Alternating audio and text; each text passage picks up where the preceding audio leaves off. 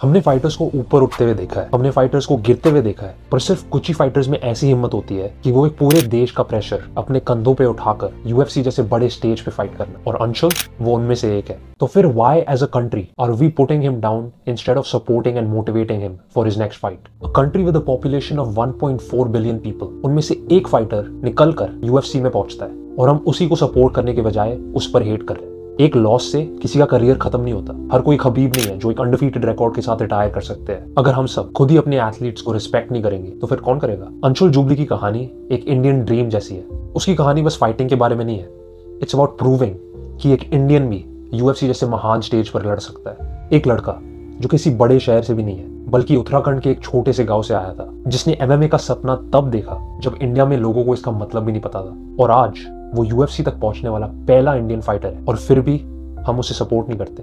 मैं जब भी अंशुल के बारे में कोई भी पोस्ट देखता हूँ या कोई भी ट्वीट देखता हूँ, हमेशा मेरे को नीचे हेट कमेंट्स मिलते हैं। Anshul undefeated in podcast Jubli, Anshul तो हारेगा, अंशुल तो अपनी नेक्स्ट फाइट हारेगा। एक लॉस से किसी का करियर खत्म नहीं होता। हम कैसे एक्सपेक्ट कर सकते हैं कि fighters from different countries, Australia, UK, US, Indian fighters को रिस्पेक्ट ही नहीं करेंगे क्योंकि हम इंडियन ऑडियंस खुद ही अपने फाइटर्स को रिस्पेक्ट नहीं करते? तो वो क्या घंटा करेंगे? अंशुल जुबली की कहानी एक इंडियन ड्रीम जैसी है। वो एक आम लड़का था, उसे एक नॉर्मल जॉब करनी थी और जिंदगी सिर्फ एक सिंपल तरीके से जीनी थी। लेकिन एक चीज जो उसे अलग बनाती है वो है उसकी सोच। शुरुआत में एमएमए काफी अननोन स्पोर्ट था इंडिया में। उत्तराखंड के एक छोटे से गांव के होने से बावजूद उसने डिसाइड कर लिया था कि उसको एक फाइटर बनना है। लेकिन फाइनेंशियल स्ट्रगल्स थी, पैसे कम थे, इसलिए वो ट्यूशन देने लगा। बच्चों को मैथ्स पढ़ाता था ताकि वो वही पैसे इन्वेस्ट कर सके खुद की ट्रेनिंग के लिए। सोचो, दिन भर बच्चों को मैथ ट्यूशन पढ़ा रहा है, रात को एमएमए की ट्रेनिंग कर रहा है, वो भी बिना किसी प्रॉपर फैसिलिटी के। और आज वो एमएमए के सबसे बड़े ऑर्गेनाइजेशन यूएफसी के लिए लड़ता है। पहला Indian fighter to ever fight for the UFC. Math tuition, training और थोड़ी सी फाइट्स इंडिया में होने के बाद अंशुल जाता है रोड टू यूएफसी में। अब रोड टू यूएफसी ऐसा टूर्नामेंट है जहां नए नए talented fighters from all around Asia को एक मौका मिलता है to showcase themselves and win a tournament. और जो भी वो टूर्नामेंट जीतता है वो एक यूएफसी कॉन्ट्रैक्ट भी जीतता है। ये यूएफसी तक पहुंचने का सबसे टफेस्ट तरीका है और इसके पीछे के रीजंस ये है। नंबर 1, एशिया के सबसे बेस्ट फाइटर्स इस कंपटीशन में compete करते हैं। Fighters from India, China, Japan, Korea, previous kick boxing and wrestling champions सब इस टूर्नामेंट में पार्टिसिपेट करना चाहते हैं। नंबर 2, ये एक टूर्नामेंट फॉर्मेट होता है, तो बस एक फाइट जीतना काफी नहीं, आपको मल्टीपल फाइट्स जीतनी पड़ेगी, वो भी बहुत कम समय में। नंबर 3, एक लॉस और आपका सपना खत्म। यूएफसी का कॉन्ट्रैक्ट मिलने के लिए और भी रास्ते होते हैं, लेकिन इस कॉम्पिटिशन में अगर आप एक भी बार हारते हो तो गेम ओवर। आपको रोड टू यूएफसी से कॉन्ट्रैक्ट नहीं मिलेगा और आप इस कंपटीशन में वापस नहीं आ सकते। नंबर 4, बहुत ज़्यादा प्रेशर होता है। अगर आप जीत गए तो yes, you get to live your dream. UFC में आप जाते हो, आप एक यूएफसी फाइटर बन जाते हो, आपको एक यूएफसी कॉन्ट्रैक्ट मिलता है। लेकिन अगर हार गए तो सब दोबारा शुरू। मेंटल टफनेस यहाँ बहुत बहुत ज़रूरी है और अंशुल ने ये सब पार करके यूएफसी में ऑलरेडी एंट्री ले ली है। कॉम्पिटिशन जीत कर पहला इंडियन यूएफसी फाइटर बनता है। उसने ऑलरेडी एक लेगेसी छोड़ दी है भाई। He is paving the way for future UFC Indian fighters, future Indian boxers. He has already played a very big part in that by being the first person to do this. और फिर भी उसको hate मिलता है। India हमेशा से combat sports में बहुत इन्वॉल्व थे। बॉक्सिंग में वी हैड विजेंद्र सिंह, मैरी कॉम। हमारी रेसलिंग हिस्ट्री दुनिया में बहुत बहुत हाईली रिगार्डेड है। हमने ओलंपिक्स में मेडल जीते हैं, कॉमनवेल्थ गेम्स में मेडल जीते हैं, तो यूएफसी में क्यों नहीं जीत सकते? अंशुल तो बस शुरुआत है, लेकिन अगर हम सभी फाइटर्स को ऐसे ट्रीट करेंगे तो what is the future of Indian sports? What is the future of Indian MMA? कुछ नहीं। चलो अब बात करते हैं about one of the most famous topics regarding Anshul Jubli, his loss. उसकी पहली लॉस इन 8 फाइट्स।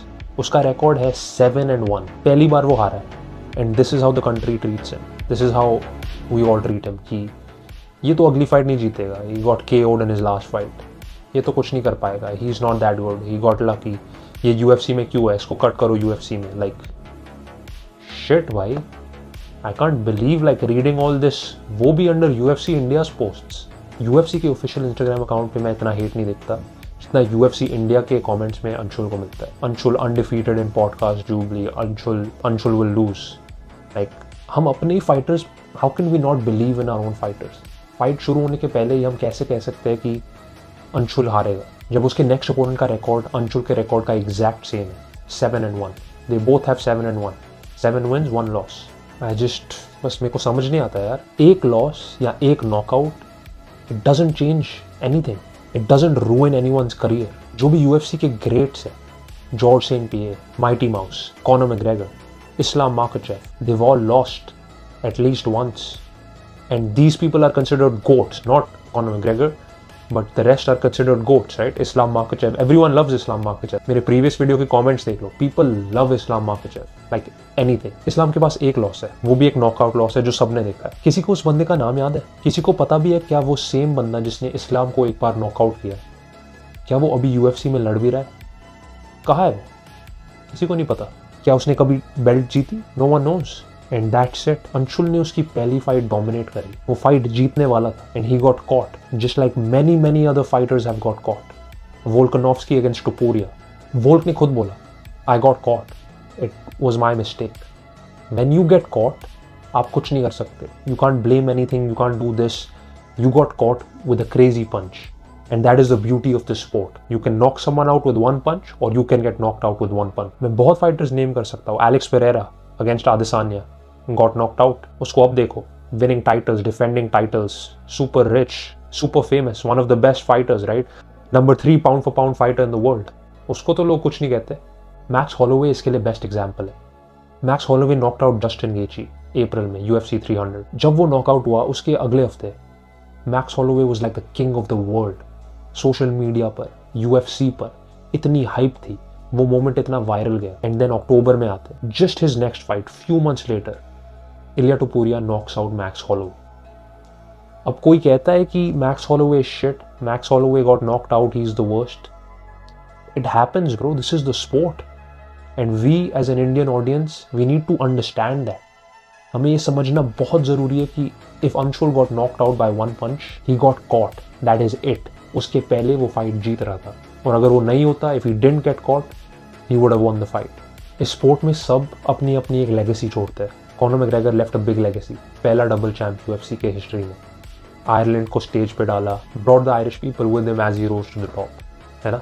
सब अपनी अपनी अलग लेगेसीज छोड़ते हैं। GSP, Demetrious Johnson, two of the greatest ever, उन्होंने एक गोट लेगेसी छोड़ी। और अगर अंशुल यूएफसी चैंपियन नहीं भी बनता है, even if he doesn't accomplish anything big in the sport, उसने ऑलरेडी एक लेगेसी छोड़ दी। पता है क्यों? क्योंकि वो पहला इंडियन है to make it to the UFC और वो हम सब को रिप्रेजेंट कर रहा है इतने बड़े स्टेज पर। That is already a legacy, that is probably greater legacy than most fighters. 1 billion people know Anshul's name. They're going to be cheering for him next week in Australia. And I'm sure कि अंशुल ने बहुत कुछ सीखा है from that loss, जो हम अगली fight में देखेंगे। मैंने ये कभी नहीं देखा कि कोई टीम इंडिया के बारे में ऐसे शिट टॉक करता है कि टीम इंडिया एक टेस्ट सीरीज या एक ओडीआई टूर्नामेंट के पहले या वर्ल्ड कप के पहले कमेंट्स में इंडियंस ही लिख रहे हैं, India is gonna lose, Virat Kohli sucks, Rohit Sharma sucks, team India is shit, they are gonna lose for sure. नहीं, इट्स द ऑपोजिट। हम एक ऑप्टिमिस्टिक माइंडसेट के साथ जाते हैं। हम सोचते हैं कि नहीं, इंडिया जीतने वाला है, India is gonna be the best, हमारे पास बेस्ट प्लेयर्स है, हम कैसे नहीं जीत सकते। पता है क्यों?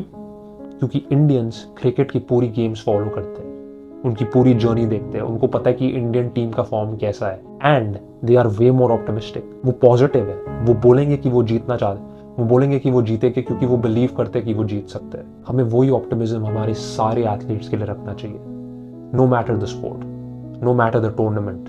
मेरे को पता है कि एमएमए इतना पॉपुलर स्पोर्ट इंडिया में अभी तक नहीं है, लेकिन we all have to start collectively putting respect on Anshul Jubli's name because he deserves it, he deserves it. मेरे को पता है कि यूएफसी, एमएमए, बॉक्सिंग इतना पॉपुलर स्पोर्ट नहीं है इंडिया में, लोग देखते नहीं है। People don't care to actually know fighters की स्टोरीज क्या है, वो कहाँ से आते हैं, उनका क्या पर्पस है और वो क्या उनके गोल्स है। लेकिन we have to start respecting our athletes way more. मेरी बस ये रिक्वेस्ट है। I hope I can change some people's minds about this topic and instead of leaving hate comments they start leaving positive comments. क्योंकि जितनी hate Anshul को मिलती है, it's not normal. Why? Just for losing 1 fight out of 8 fights? He got caught. वो जीत रहा था। It's okay. The problem पता है क्या है? Problem ये है कि इतने जो fights उसने लड़े हैं, किसी ने नहीं देखे। लेकिन क्योंकि Anshul reached such a big stage, UFC, फिर सबने देखना शुरू किया। And I was the same way. मैंने भी उसकी पहली फाइट, UFC की फाइट भी देखी थी अगेंस्ट माइक ब्रीडन। लेकिन जो उसकी पहली 7 विन्स है, वो तो किसी ने अप्रिशिएट नहीं करी। Nobody talked about that. Nobody made any reels about that. क्यों? और अब लोग कह रहे हैं कि उसकी अगली फाइट जो Feb 9 को है UFC 312 में, अंशुल वो हारेगा।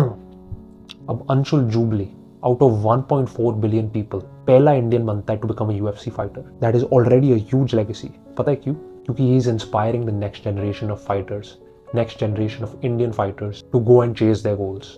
मेरे को पंकज भटकोरा को एक शाउट आउट देना है, क्योंकि आई सॉ दिस गाय मेरे इंस्टाग्राम के रील्स पर and he just popped up and उसका पूरा account is just his training regiment, he is vlogging his days. Same tournament जिसके थ्रू अंशुल UFC में घुसा था, वो उसी टूर्नामेंट में पार्टिसिपेट करना चाहता है ताकि वो UFC कॉन्ट्रैक्ट जीत पाए।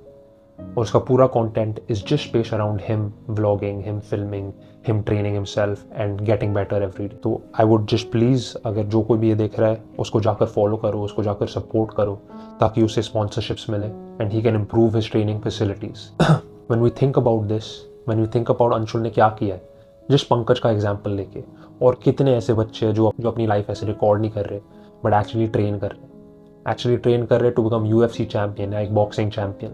कितने बच्चे होंगे? That is his legacy. अगर वो UFC चैंपियन नहीं बनता, ठीक है, obviously we should be positive, we should expect more कि वो करेगा, हाँ, लेकिन he is already set a legacy by being the first Indian UFC fighter. बस सोचो कि उसने कितने कितने लोगों को इंस्पायर किया होगा टू चेज देयर गोल्स। कोई भी एरा गैरा ऐसे UFC में नहीं घुस सकता, स्पेशली अगर आप एशिया से हो, बिकॉज इट्स वेरी हार्ड। इतने UFC फाइटर्स नहीं है, इतने जिम्स नहीं है। तो अगर हमारे पास एक्टिवली राइट नाउ UFC में, बॉक्सिंग में ऐसे फाइटर्स है, बॉक्सिंग में हमारे पास एक बहुत नया प्रोस्पेक्ट आया, Nishant Dev, who is fighting under Matchroom boxing, a very popular boxing organisation जिसका ओनर एडी हर्न है। एडी हर्न ने ऑलरेडी बोला he sees a lot of promise and a lot of potential Nishant में कि वो एक बॉक्सिंग चैंपियन बन सकता है। तो keep an eye on these 3 names, Pankaj Bhatkora, Anshul Jubli or Nishant Dev, and let's keep supporting our Indian athletes here. That's the least we can do. In comments when we go down, we should be supporting them. We should not be starting the chain that leads to more hate for the athletes. हाँ, वो थोड़े podcast पे चले गए. हाँ, he spoke in a few videos and a few interviews. And who wouldn't? जिस way से, जिस speed से Anshul famous हुआ है, he's gonna get a lot of attention, and that's okay.